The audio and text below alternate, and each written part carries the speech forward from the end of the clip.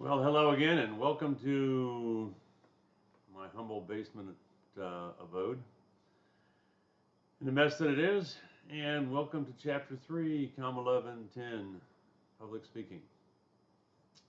Um, and hopefully, you've noticed in the notes that we will tackle Chapter 2 later on. My apologies for all of the confusion about the textbook and the errors. Like I said before, I had no idea they changed the textbook until last weekend. So, like I said, we'll cover Chapter 2 later. Probably when Chapter 6 or 7 is covered. I'm not sure which one. But we'll talk about Chapter 3 today. Verbal communication. Chapter 4 is about nonverbal, and Chapter 3 is about verbal. But we're going to start Chapter 3 with some comparisons of the two. Before we start with comparing them, though, the textbook starts with a story, a narrative, about a young girl committing suicide because of bullying. And what you have to understand is that words matter. Words matter when you say them, when you don't say them, it matters. And it can affect people's lives and can change how people see you by your words. So let's talk a little bit about verbal and nonverbal to begin with. Verbal, according to the textbook, is like digital, and nonverbal is like analog. If you don't really understand that comparison, I can deal with it because I repaired medical equipment. And analog medical equipment was big, bulky, and took time to heat up and all this other stuff. Digital had the transistors and the electronics in it, and it was much faster and better. Digital radiography, it takes the picture digitally, digital camera. Analog would be more like a film camera. Verbal uses symbols. Words are symbols. It may not be what you first thought of when you heard the word symbol, but the word table is a symbol for a table. The word love is the symbol for feelings. So words are symbols. Nonverbal communication deals more with likeness. And it's something you put together in your head when this looks like that or this acts like that. Verbal communication is more efficient. If you want to get your point across, say it. Nonverbal communication is more expressive. So saying I love you and giving somebody a hug are both ways of saying I love you, but the words are more efficient than the hug that you may not be able to do. Verbal communication is on the content level, and nonverbal communication is on a relationship level. My dissertation I interviewed 13 couples who were sighted when they got together, and now one of them is blind. And I was looking at how their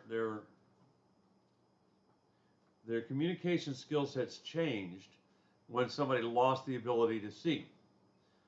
For example, you all probably know what, if you have a significant other, what that look means. That look they give you. It means either come here, baby, I want you, or stay the hell away from me, I'm pissed. As a blind person, I can't see that look. So I have to ascertain those things through other nonverbal means. Sound of the voice, touch.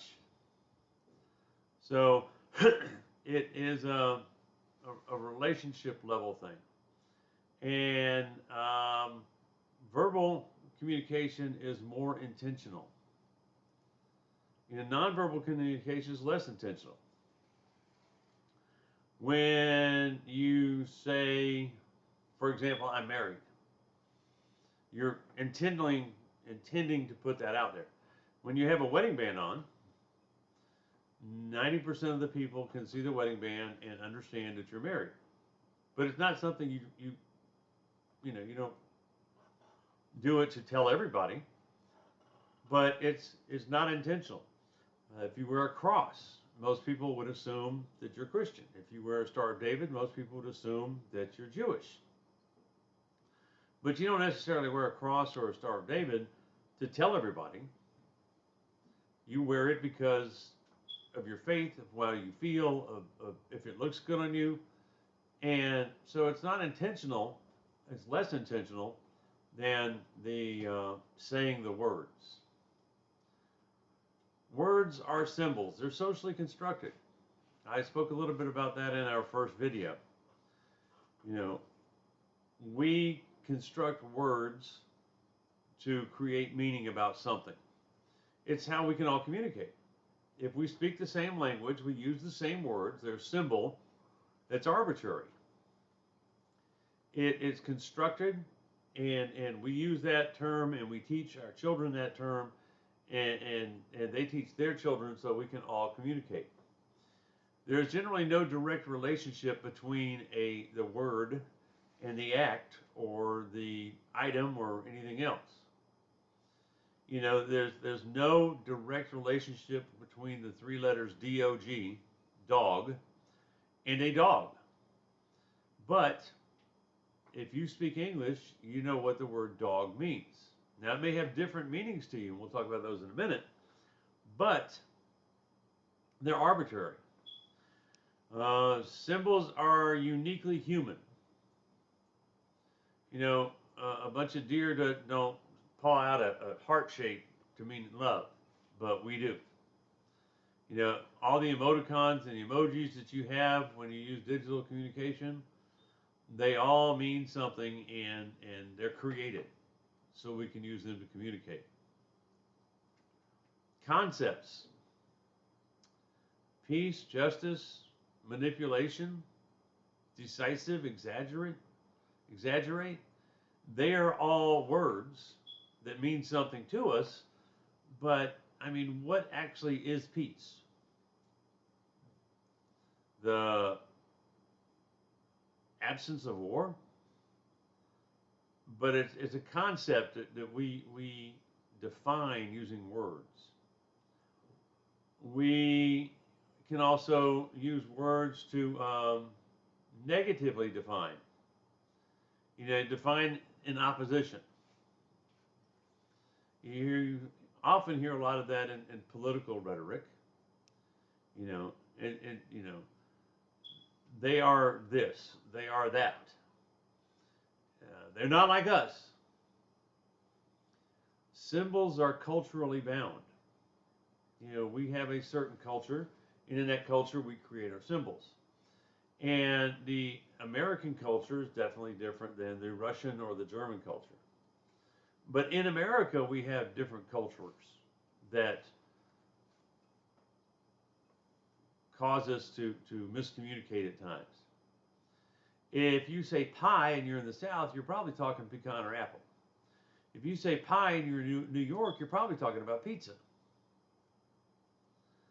So different places culturally create different symbols for different stuff. And so symbols are culturally bound. Symbols are contextually bound. What is the context of it? Married means a couple. Now in carpentry, if you marry a board next to another one, you're nailing them together to support that one. Some say married, some say sistered, but it's connected side by side. Like in a marriage, spouses are connected side by side, but the context is different. Facebook. Is it Facebook official? Whatever that means. Somebody asked me if something was Facebook official. I was like, I don't know. And it was like, well, is it on Facebook? Yeah, it's on Facebook. Okay, then it's official. Well, not to me, it's not, but that's your opinion. So it's the context that you feel is appropriate. Semantics, denotative and connotative. Denotative is the dictionary definition of a word.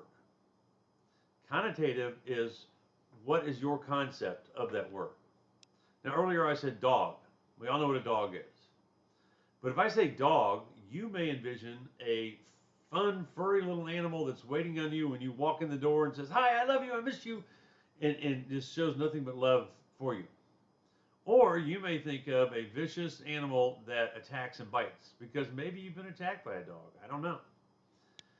But just because I have my opinion of what dog means does not mean you're going to have the same opinion. Connotative, denotative. When we give presentations, we have to be aware of this. If you use the term, puppy or dog to mean something lovable, and half your audience is fearful of them, then you've miscommunicated. Functions of verbal communication. We create with them. We create poems and stories and narratives and menus,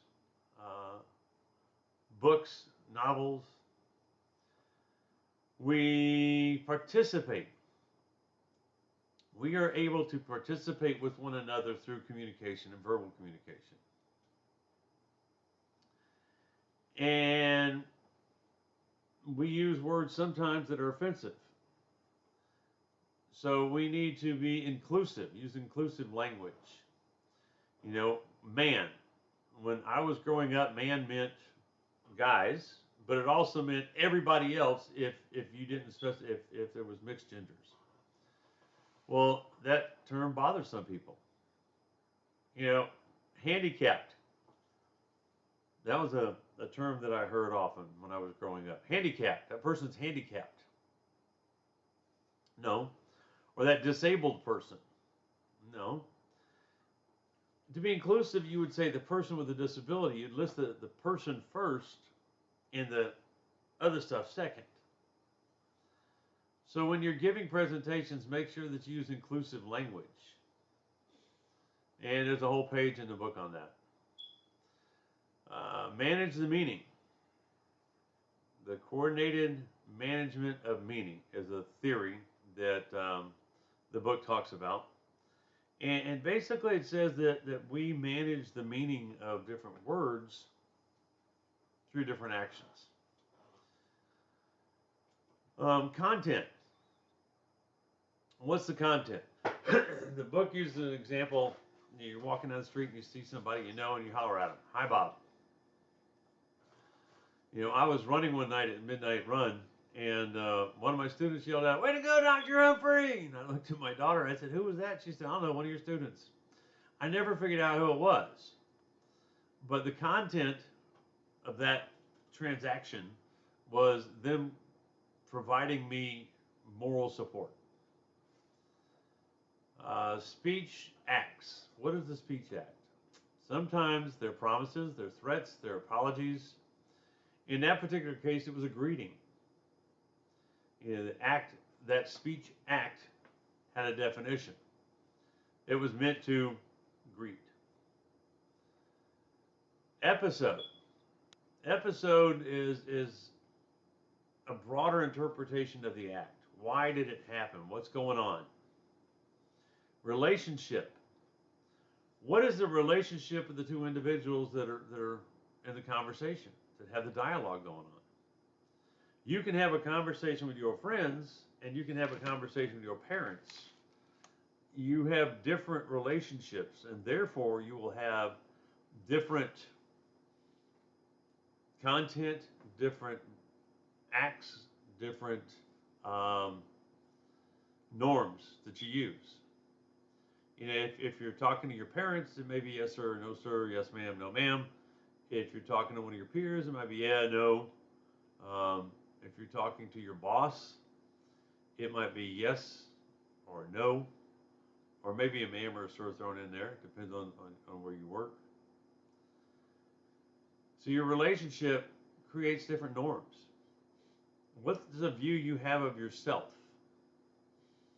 You know, am I a happy person? Am I a adventurous person?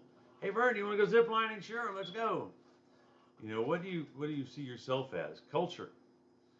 Culture will definitely carry a role in how you manage communication. For example, in most Asian countries, eye contact is frowned upon when somebody is older than you. It shows a form of disrespect. But in the United States, you're supposed to look somebody in the eye when you talk to them. I had a professor named Dr. Yora Jung when I was going to the PhD program, and I was older than him, and he was Korean, and he said, "No, you call me Yora," and I said, "No, I call you Dr. Jung because I'm a student and you're the teacher." But culturally, from his perspective, I'm older than him, therefore I should call him by his first name. So we made an agreement. In class, I would call him Dr. Jung, and outside of class, I'd call him Yura. So, unless other students were around. So, you know, there was a cultural difference between us, but we we coordinated the management, the meaning of what was going to happen.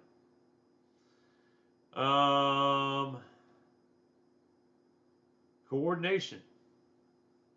We use communication to coordinate. And this goes back to the culturally bound stuff. When I was at a conference in Peru, I told somebody, okay, I'll see you in the morning. They said, okay.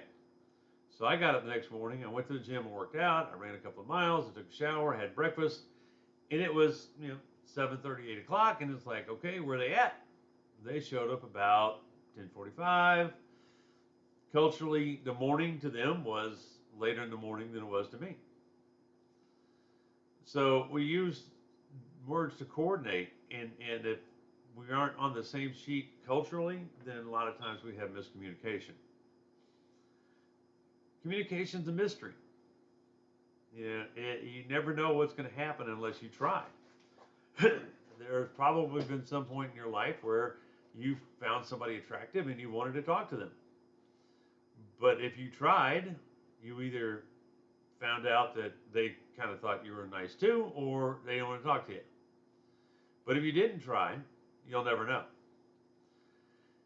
So the only way we solve mysteries is through communication. Quantity maxim, is there enough information in what was said? Relevance maxim, is the information relevant? If you and I are talking about something, talking about COMM 1110, and all of a sudden you say, well, so-and-so's batting average is such and such, it's like, so what the hell does that have to do with this conversation? It doesn't make much sense to me. Now, if later on you tell me, or if earlier you told me that you want to give a presentation on so-and-so baseball player, okay, then it makes sense. But if I have no clue, then it doesn't. Manner maxim. It needs to be clear. Whatever you're talking about in the conversation with somebody else needs to be clear. You don't need a bunch of muddled stuff. I read a book. Okay, what kind of book? Was it a novel? Was it a comic book? It needs to be clear. Design. There's a logic to design. We can be expressive in our communication, and I hope you will be, because think about the professors and the teachers that you've heard talk. Ones that are expressive tend to get your interest more than ones that aren't. Conventional social rules. There are social rules that we need to follow when we speak. And those it says conventional in the textbook, but I like to say cultural, because each culture is different. Rhetoric or rhetorical design is about persuasion. That's what rhetoric is persuasion. And when you give a presentation or you talk to people, I statements mean ownership. And I'm doing this and I'm doing that and I'm doing the other to me means arrogance. But we statements create unity. We need to do this. We can do that. We can work together. So, folks, that's chapter 3. It's going to take me about 8 hours to upload this video because I have a real slow connection. But I will get it done, and I will get one done for chapter 4. I hope things are going well. If not, you have my phone number. It's in the syllabus. You have my email address. It's in the syllabus. Please feel free to contact me if you need me. With that said, I'll see you in the next video. Well, you'll see me in the next video. I won't see you. Bye-bye.